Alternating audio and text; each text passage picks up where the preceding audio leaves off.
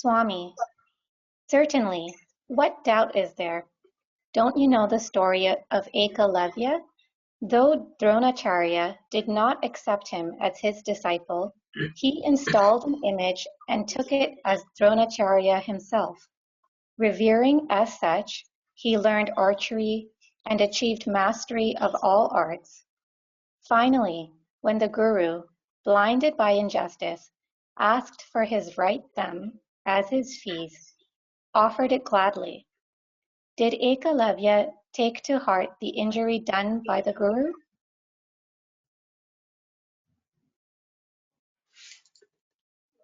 Salam, everyone. I can assume that most people here know the story of Ekalavya. Anyway, in any case, I think I will tell the story as Swami has narrated in a couple of places for everyone's benefit. I think recollecting the story itself is good for all of us. So Ekalavya was a young lad from a tribal community who lived during the time of the Pandavas and Duryodhana's time. At a particular point in time, Drona was teaching the Pandavas and the Kauravas archery. He was their archery guru. And this tribal kid was very interested in learning archery from Dronacharya. So he approached him and asked him to teach him.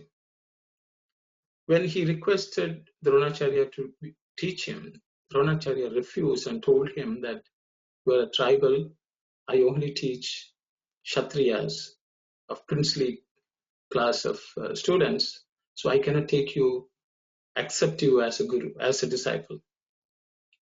Ekalavya was not disappointed by that. Maybe he was disappointed, but he felt he could still learn from Drona. So what he did was he made a statue of Drona, kept it in front of him and prayed to it every day, and started learning archery on his own, believing that the Guru is guiding him. So over a period of time, he had developed quite a bit of mastery in archery. Though he had never had any one-to-one encounter or lesson from Drona, he had mastered quite a bit. At one point, when Drona was taking the Pandavas to the jungle for an hunting expedition to, I think, give them training in archery, practice of archery. One of the dogs which was barking in the flock suddenly fell down dead.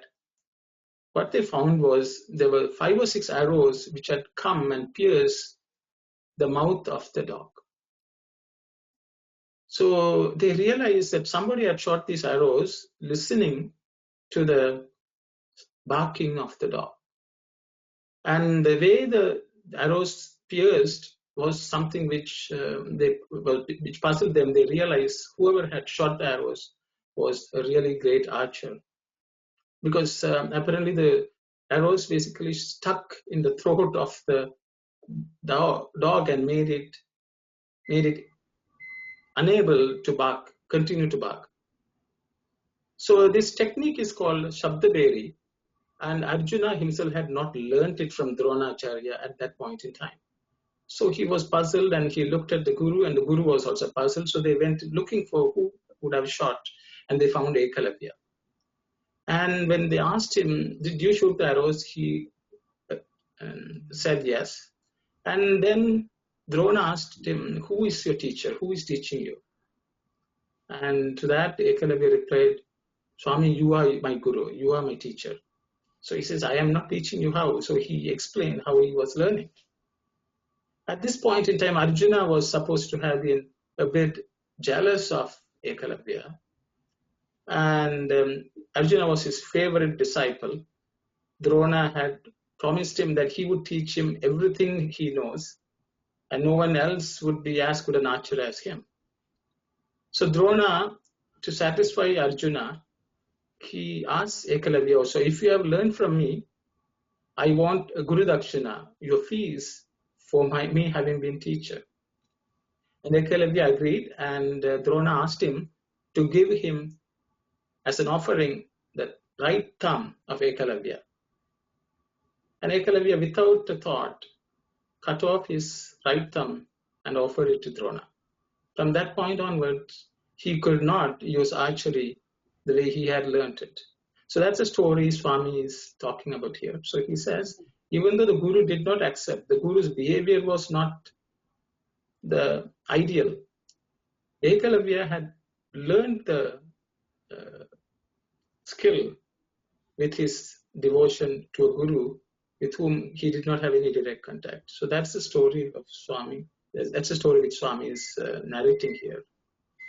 So with that, I will stop here and I will open it up for anyone who would like to discuss or comment or share your views or thoughts. Saira.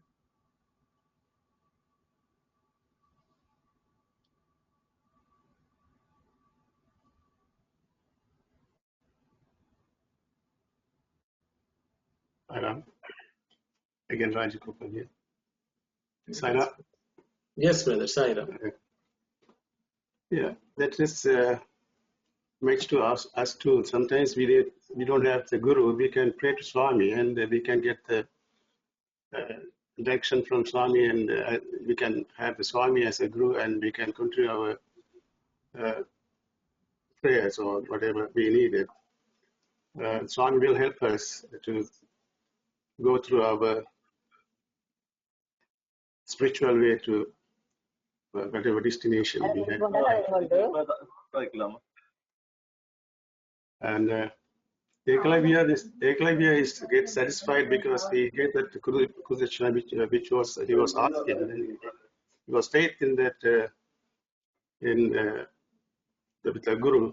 That's why he gave that he cut off his thumb and give to that Dronacharya. At the same time, the Dronacharya don't like that because that techniques, the archery techniques and everything don't go to that wrong hands. At that time, he don't want to give that wrong hands that all these techniques and archeries to Ekalavya. That's why he asked that to cut his thumb. He's trying to. This is my opinion. Okay, Sairam, brother. Sairam. I would like to. Sairam, sister. Please go ahead. I would like to speak. Did Ekalavya take to heart the injury done by the Guru? Yes, definitely. He's a human being, so he has taken it to, at times he'll take it to his heart, He'll worry the injury done by the Guru because he can't fight. Thank you, Sairam. Sairam, Auntie Sairam.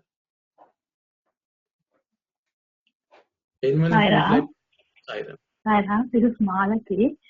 I have a hard time accepting this. This Guru was obviously bullying this student. I'm not quite sure if that was the right thing to do.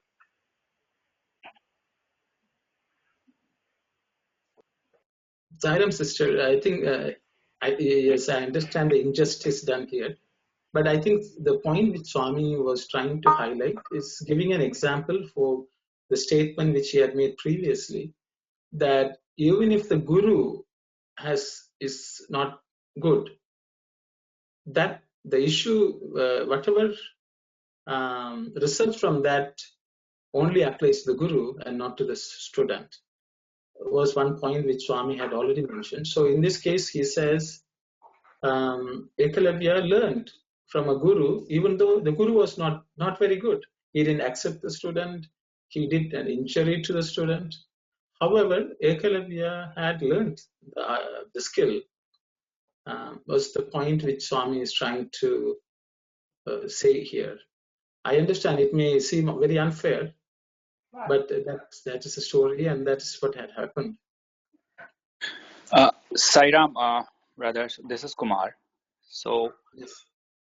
So I have a slightly different take on the subject. So how I see it is Guru being justified in doing this, because if you read through the whole story of Eklavya, so it starts with to gain a knowledge, to gain supreme knowledge, or to gain any kind of knowledge, one has to be worthy of it. So ethics lays the foundation of gaining any kind of knowledge. And if you are not going by ethics, then you are doing it wrong.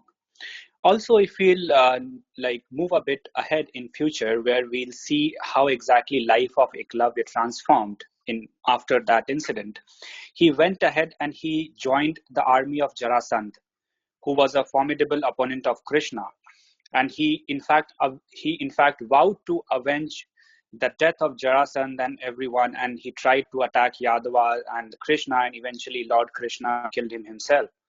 So in a way, I see Guru in a much better position, where he was able to foresee that he is not because of he is coming from a very poor background, because like it has been portrayed in our scriptures.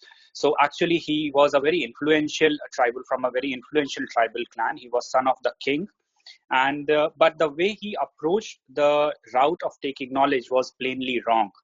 So as per me, Guru was completely justified in his action. Thank you, brothers. Thank you.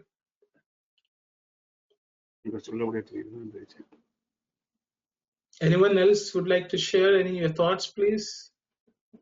Sai Ram, I am Siva. Yeah. But I have read in Sathya Sai Speaks that Baba quoted this incident to show that Ekaleva was following Dharma. So, and Baba blamed the Guru. I am sure. In the Sathya Sai Speak, I am not able to give the volume of page.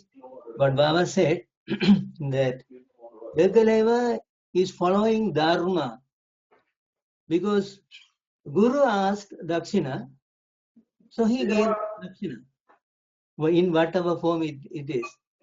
So I think here the highlight is to blame the way the Guru behaved and glorify the way Ekaleva did. Thank you, Saira. Thank you very much, brother. Thank you, Sai. Sai Ram, this is Muthukumar Anyone Swami. else? Sai. Yes, please. Hello, Sai Ram. Yes, please. Please go ahead, brother. Okay. My understanding is actually in this world there is justice and injustice, or both exist. So, in order to show the injustice, in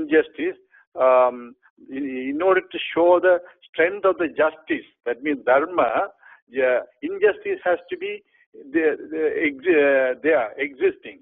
So here in the case of Ekaleva, he had a lot of faith in himself, and at the same time he was very steadfastly practicing his skill. Actually, so according to this what you call Advaita Vedanta, Advaita principle, the divinity is present in everything and everywhere. So in Ekaleva, he was his abilities, and he was much more confident in his divinity and faith in Guru. Because of that only he was able to manifest it, or the grasp that, or tap that technique. So that is his divinity. Actually, he was not a lower being. The ethics doesn't come here, because the ethics is only for practicing dharma. We cannot say for ethics for everything. Every ethics, it has to be there to direct and direct the dharma. The dharma is much more important than the ethics. So in my case is Ekaleva, he was a very higher soul. Actually, he was so dedicated dedicated and faithful and loyal and steadfastly practicing his dharma. Thank you. Thank you, brother. Thank you, Sai Ram. Anyone else would like to comment? Yeah, Sai Ram. Sai Ram, Ambia speaking. I think his story is telling us about the Ergalevas, the devoted to the Guru, and how blindly he accept the Guru, and he's devoted to the Guru, and that is the thing he is explaining how the Ergaleva follow the thing, the Guru Bhakti. I think. Yeah, that's what the story was telling. How you can be a good disciple. Sai Ram. Thank you very much. Sai Ram. Yes, Soundari. So I'm just thinking, when I read this paragraph, I'm just what thoughts come to me, that it could be to do with the karma of each person, right? So as a disciple, his karma was to go through certain things, certain betrayals and certain feelings and certain sacrifices, and so he had to go through that. And the Guru on his side has his own karma to do whatever he needed to do to make the student achieve whatever needs to be done. So that's how I see it, as a balancing effect. Like both the Guru and the disciple have their own karmas. They came into the world with their own karmas, and in order to fulfill their roles, they have to go through this pain or betrayal or whatever needed to be able to achieve whatever needed to achieve. Sai Ram. Thank you very much, sister. Thank you. Sai Ram, this is Vimalesan. Now, I think in the paragraph, Swami himself says, the Guru blinded by injustice. So Swami says that what Drona did was injustice. Swami himself says. The other thing is, every story like this is mainly to highlight a point. Here, the one-pointed devotion will grant whatever the in spiritual or in whatever this thing. That's the main thing, and we shouldn't miss that discussing other things. That's what I feel. Sai Ram. Thank you very much, brothers. Thank you. Sai Ram, this is Arul here. Actually, I also agree with Brother Vimalesan, because the thing is, the question is basically, can disciple realize the goal? So the Swami's answer is basically to that point, because the thing is, even though what Drona did was injustice, since Ekalaiva kept Dronacharya as his guru, so that the faith and worship that Ekalaiva did only benefited Ekalaiva. So here the question asked was basically, can disciples realize the goal if they act according to the promise made by the Guru, and regardless of what the Guru may turn out to be? So Swami says here is the Dronacharya was turned against Ekalaiva, okay, or did injustice, but however, not being one-on-one, physical, close to the Guru, Ekalaiva could learn and master the archery. So in the same point, I would like to in fact, in the last study circle, someone was talking about if the Guru has to be alive, should the Guru be alive? So this is an example of the Guru whether need not be alive for the disciple to learn and master any learning for that matter. Thank you, Sarah. Sai Ram. Anyone else would like to? Sai Ram, I think as a disciple, you have to follow what the Guru is saying. So no matter you feel like injustice or not, as a disciple, I think you have to follow the Guru. Thank you, Sai Ram. Thank you, sister. Thank you very much.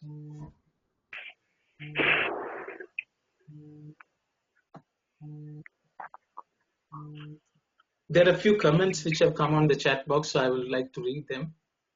It is like taking someone you think as Guru in Mansika, in your mind, and you follow the teaching, and don't ignore any injustice done to you. So Ekalavya gave the thumb gladly, and so I think that those were the examples which I think every individual will have the positives and negatives in this world. I think it's always good for us to take what is positive. And in this case, some of the principles which Ekalavya was able to demonstrate in his life, that with his own devotion, he was able to gather the knowledge which he could. And also he didn't refuse when Drona asked him for the thumb, because he felt it was the right price for him to pay, and he gladly did. Those two are the qualities which Ekalavya demonstrated, which has been highlighted here. It's very important, almost difficult for us to evaluate a person completely. But if we can get the best things which people demonstrate in their lives, I think that is what Swami is trying to highlight. Because after all of us are good and bad, a mixture of everything. If there's a good which we can take and benefit from it, and I think that's what Swami is highlighting. Sairam. Sairam, this is Muthukumar Sai. I totally agree with Brother Arun's statement. We have to consider that this is we think in terms of everything material and physical. Actually, this is sacrifice his thumb. Actually, it is a material. It is a material thing, physical thing. But his maturity and divinity is beyond the physical and material. So here in that case, Regalaiva, he was expressing his loyalty and trust and his divinity also. So we have to take that into consideration, not the physical thing. Physical part is immaterial. Actually, his mental state is most important. Thank you. Thank you, Sairam. Anyone else would like to say something? Sairam, brothers and sisters, this is Ananti Mahendran. When I look at this paragraph, I understand the purpose and everything, but when we look at a guru and when we select a guru, whether that guru should be a perfect guru. When a guru is in the human form, the god and goddess, they are in a different state, and when a guru comes in a human form, that guru may have several good attributes and a little bit of maybe the negative attributes too. When we select a guru, whether we may not expect that guru may be a perfect human being. So in this paragraph, I will see that a guru can be several attributes. When you refer to someone as a guru, most of the attributes should be the good attributes. Sometimes there would be some negative attributes too. So in that perspective, I would say that a guru can be had some negative attributes too that could be perceived as injustice too. In this particular point, I listened to all the brothers and sisters, different perspectives and the different points, and I understand. But when we see someone as a guru, we have to admit the other side too. And if we are satisfied someone as guru, then we will take that the person as our guru, and we have to stick with that. That's the point I'm taking from this particular paragraph. And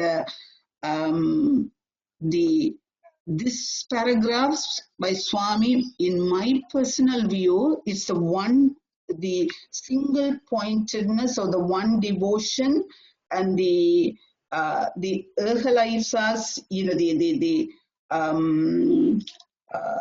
bhakti, or the Guru Bhakti and the Guru Dakshana, and so many people, they have already referred that, whatever the Guru ask for Dakshana, we should give them without having a second thought or something. But in theoretically or practically, when you look at that, in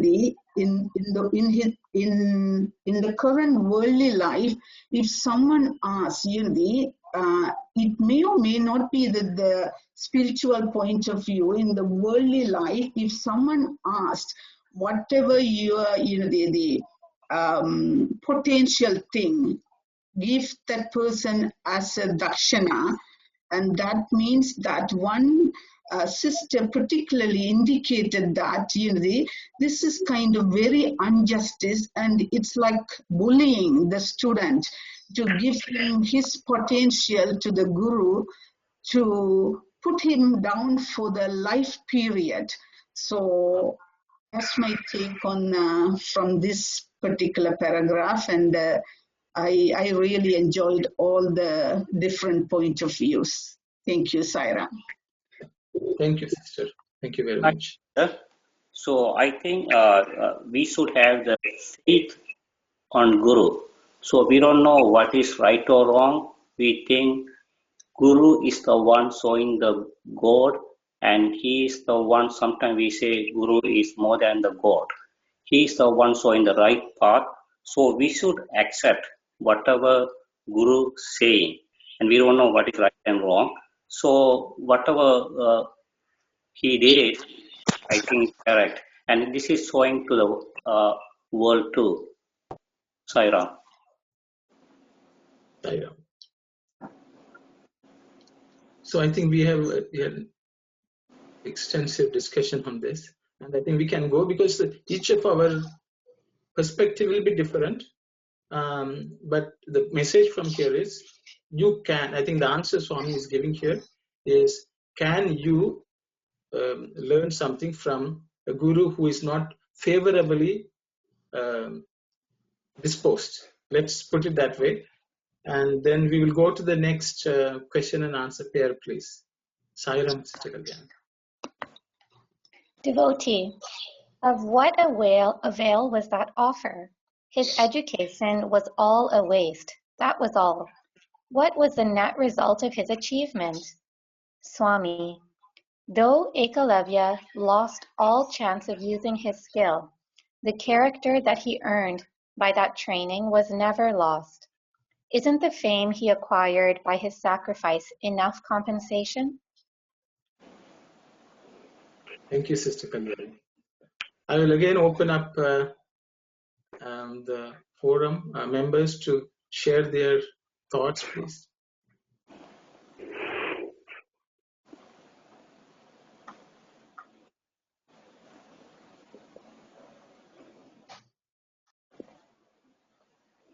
If no one is speaking, I will say something. So I think the question is, anyone will say, was it all a waste? I think that's the question people will ask. Ekalavya tried something, learned something, but in the end he could not use for whatever reason. That has become the result of the situation.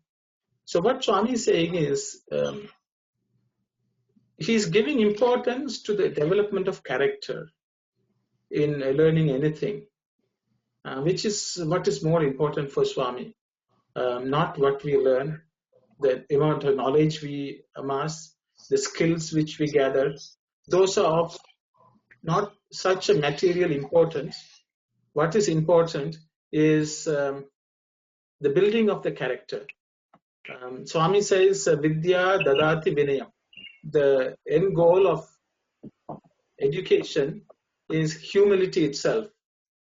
So character is for Swami is the most important thing which we learn from any learning process. And he says Ekalavya achieved that, and that was never lost, and that cannot be taken away from anyone. whatever said and done, Ekalavya is still known as someone of significance after many thousands of years, and his name still lasts as strong as any other character in the Mahabharata. So those were my points. I will open up for anyone else to share your thoughts, please. Saira.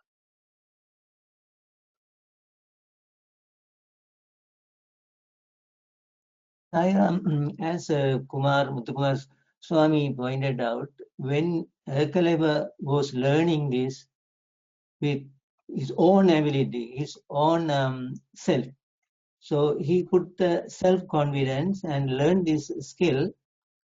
That is a power that he could he could he could use that the innate talent in him, and he now he developed himself through this learning.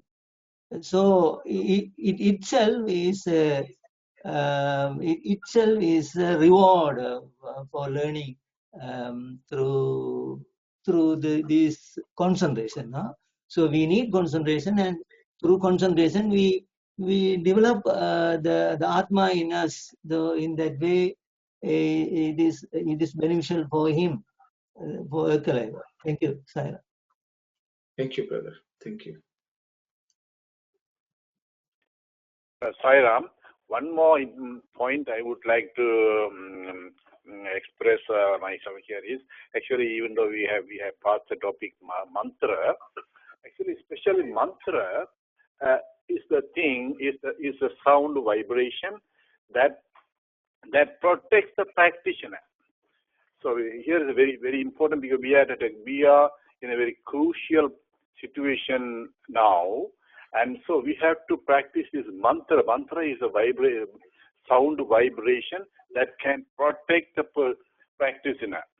So here, actually, we have to choose a mantra and select a mantra and mentally dedicated to Swami, and we had to practice and get the benefit of mantra, because it creates a sound vibration around the practitioner. It's a sound wave, ultrasound waves it creates, and it's a field vibration that protects all any evil things. That is my humble understanding. Thank you. Thank you, brother Saira. Anyone else would like to say something, please?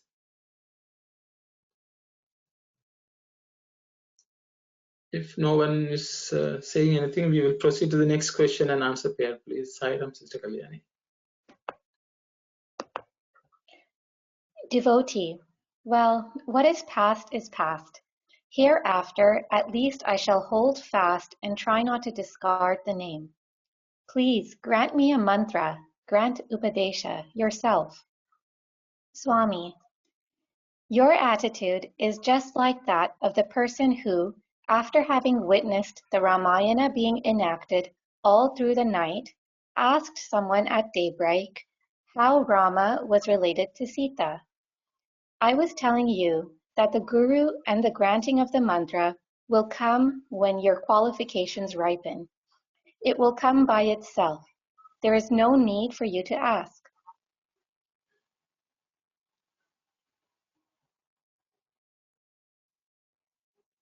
Sairam, everyone. Again, the forum is open for participants to share what you take from this question answer, please.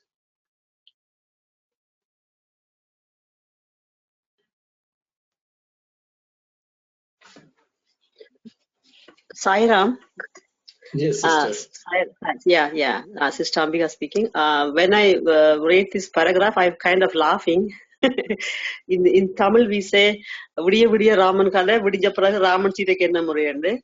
The most of the study circle, we saw that kind of thing in our study circle. That's what here also Swami was saying.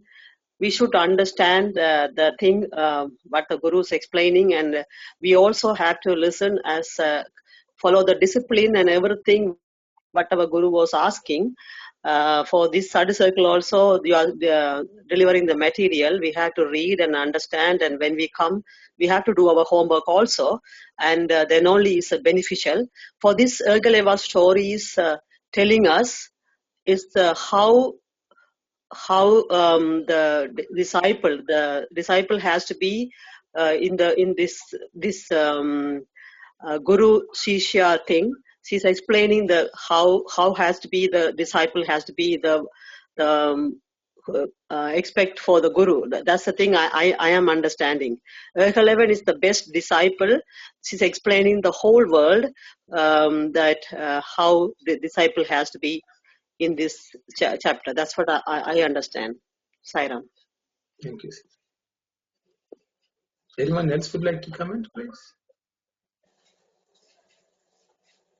So here means just to go back. So the person, see, Swami has already answered saying that don't give up the name which you already received. That should not be discarded. But the person is still interested in Swami teaching him something, giving him a mantra. And Swami says, I've already told you all the things which Swami is repeating. Basically, you have to develop your own qualifications. You have to, at the right time, Guru himself will give. But in this case, again, the student is persisting and wants something quick, something fast, and quite impatient. I think Swami is believing that.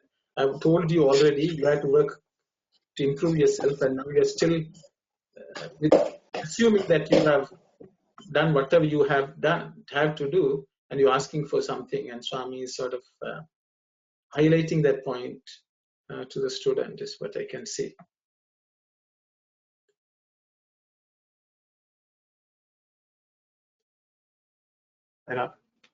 Yes, please.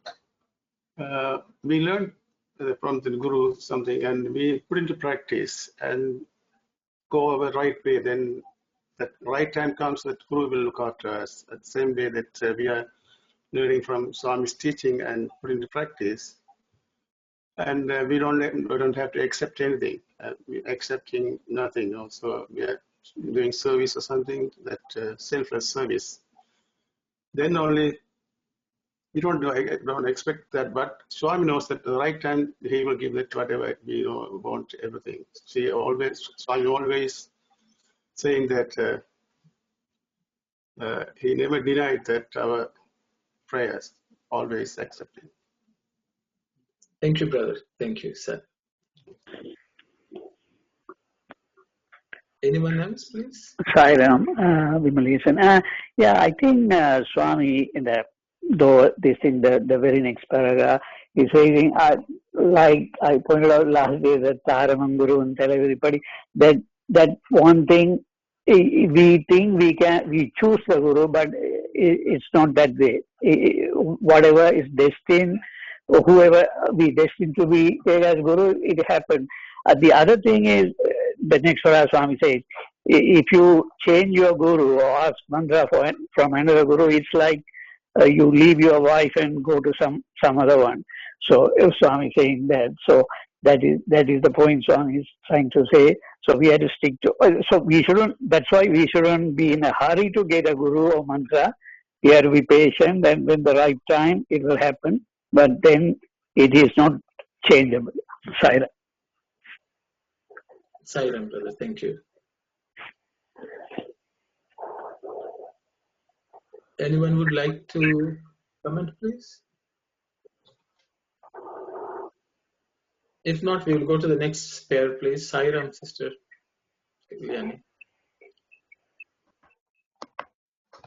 Swami, really speaking, the disciple should not ask for a mantra. The disciple cannot be aware of being ripe for it. The Guru will watch for the proper moment and will themselves bless and help. You should not get a mantra, receive upadesha, more than once. It is not repeatable. If you give up one mantra and take up another, whenever you feel like it, you will be like a married woman gone astray.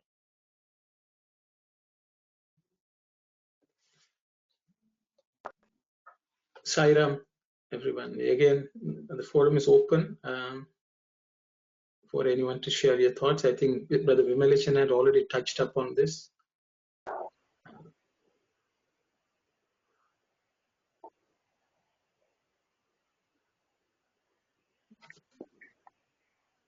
Okay, if there is no other thoughts, I think we will just go to the next pair, Sister Kalyani. Devotee. So what is my fate now? Is there no way to save myself? Swami. Repent for the mistake committed, but continue meditating on the name you received. For remembrance of the name of the Lord, Namasmarana, apart from soft prayer, japa, you can use as many names as you like. For meditation, dhyana, only the name obtained by initiation into a mantra should be used. Remember, don't change that sacred name. Transform yourself by persistent yearning and effort and proceed.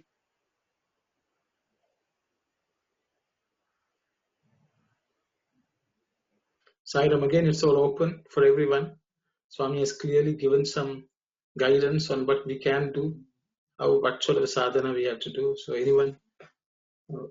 Sairam, to reinforce this meaning, I can cite an example in Kasturi's life.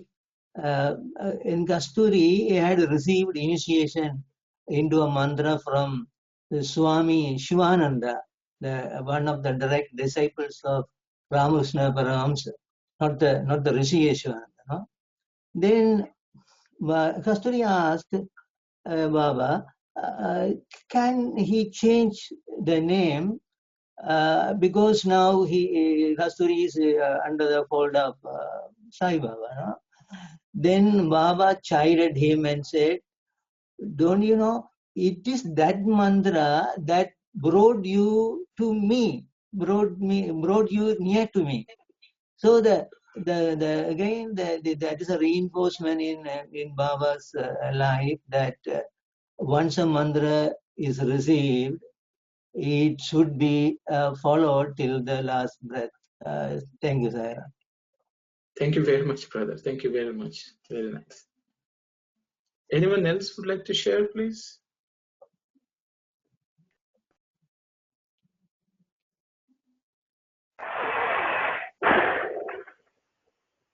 Sai Ram, this is Muthukumar Swami again. Actually, when we consider this thing, changing the mantra, actually it is our fault because we wish to change mantra because of our craziness.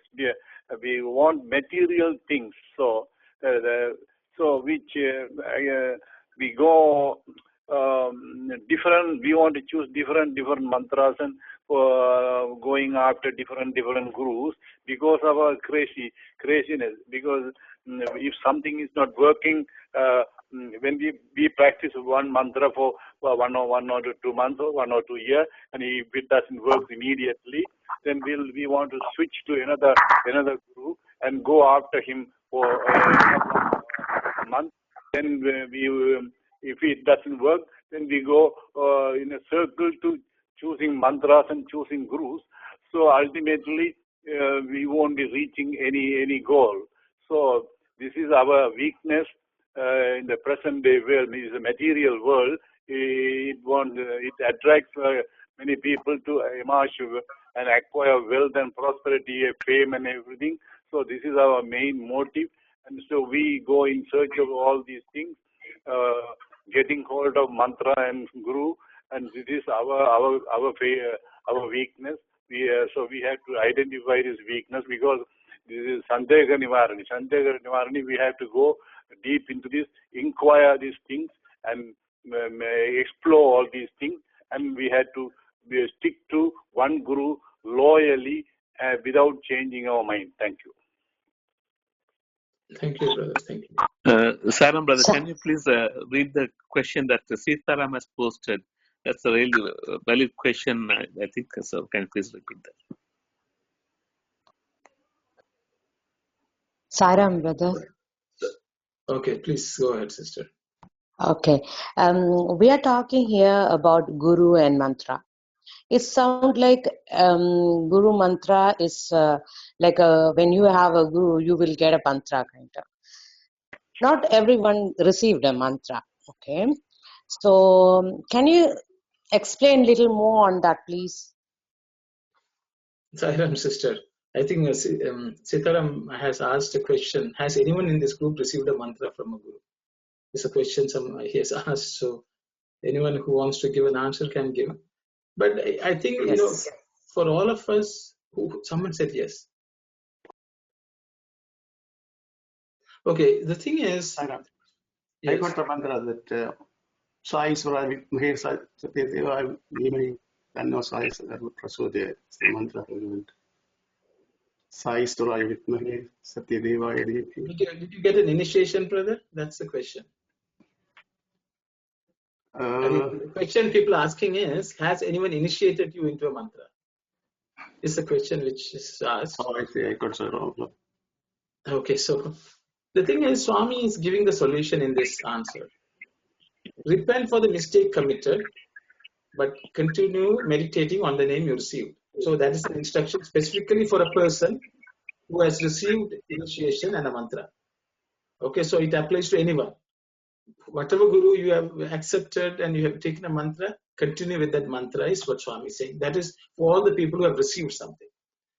For others, Swami is going on to say, for remembrance of the name of the Lord, Namasmarana, apart from the soft prayer, you can use as many names as you like. So here Swami has covered two topics. One is Namasmarana and also Japa.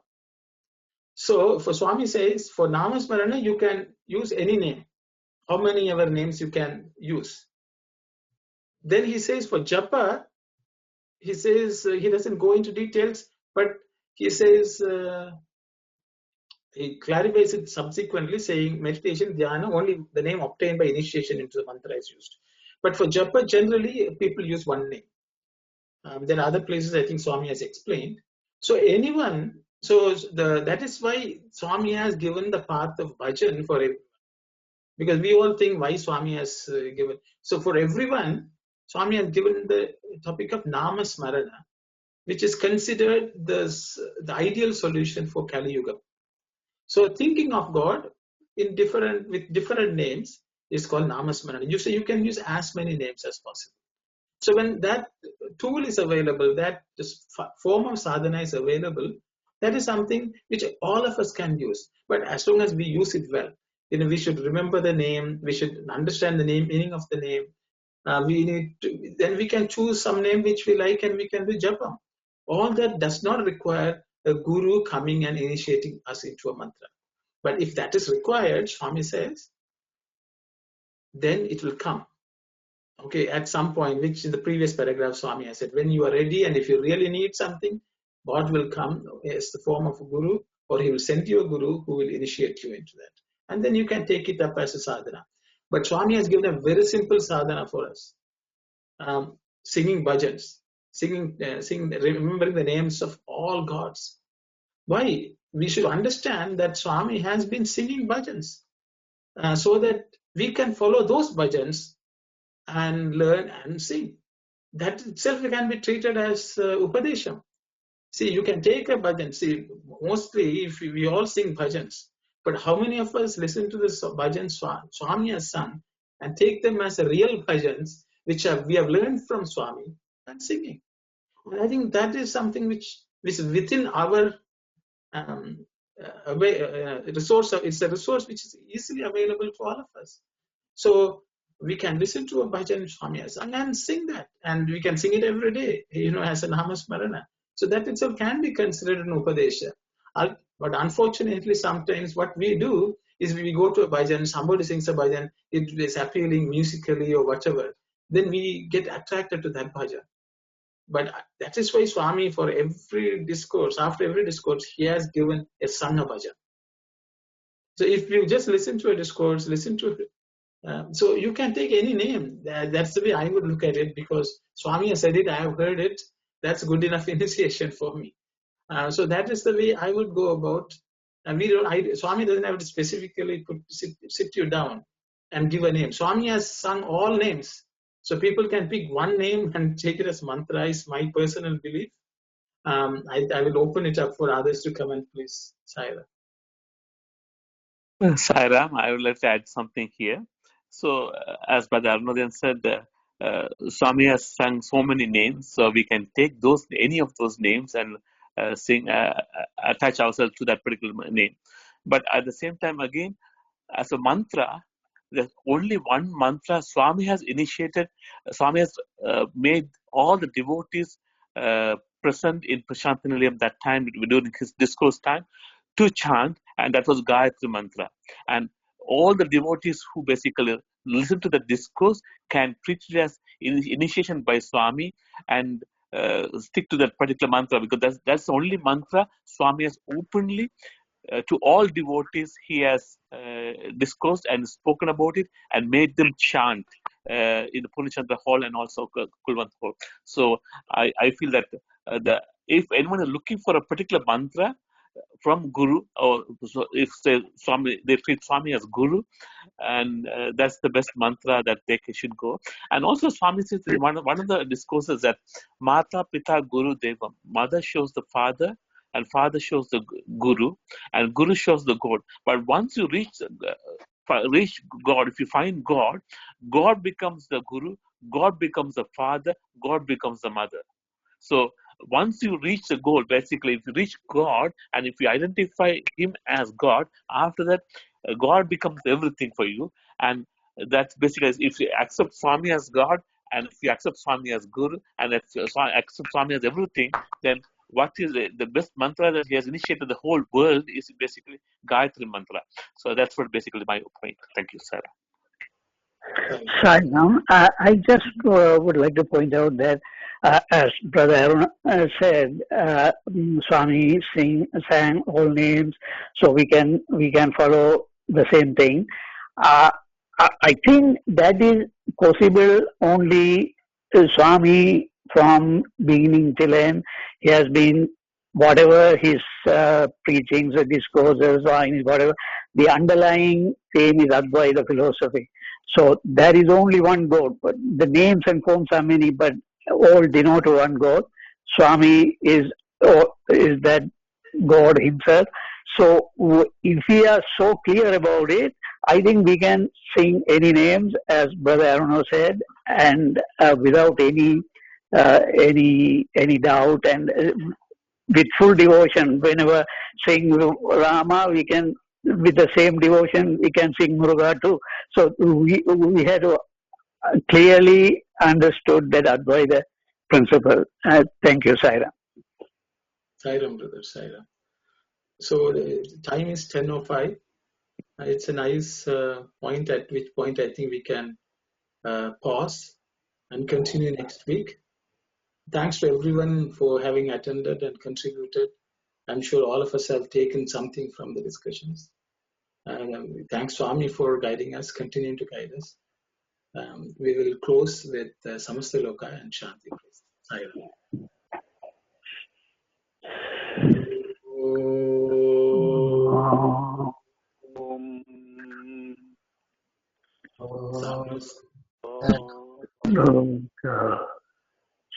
Sakhido Bhavantu Samastaloka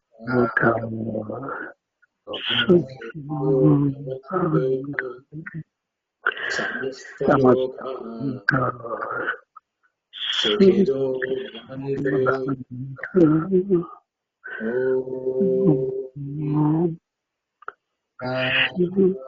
Shanti, Shanti, Shanti.